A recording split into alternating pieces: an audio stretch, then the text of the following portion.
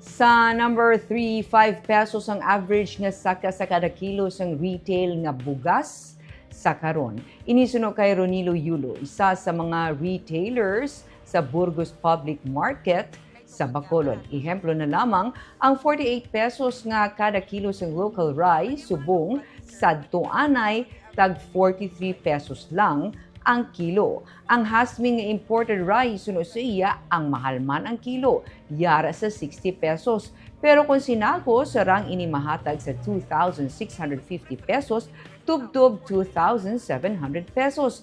Enero nagsugod naman ang pagsulod sang imported nga bugas. Nagsugod sa kambili sa local rice suno sa iya sa tung ulihi nga semana sang Enero.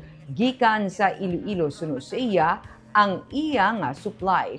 48 pesos tubtub 58 pesos ang kada kilo sang local rice karon. Sunod kay Yulo, bisan ng miller nagasiling nga jutay ang mga nagpagaling. Mahimo man ang production apektado bangod sa mga kalamidad nga naghalit sa pananom sa nagligad nga binulan. Sadtong Nobyembre lang, nag-igo ang Bagyo Tino nga nagdala ng dako nga kahalitan, hindi lamang gani sa mga pananom. Ginsundan pa ini sing iban pagid nga bagyo kag malain nga panahon nga nagdala man sang kahalitan.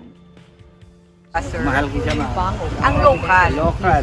Sa kanang Federation of Irrigators Association in Central Negros, Bago River Irrigation System, natapos na ang North District sa ani kag namutikan gidman nga may pagdubo sa production. Pero ginasugdan naman ang ani sa Southern District kag suno sa iya, maayo ang ani.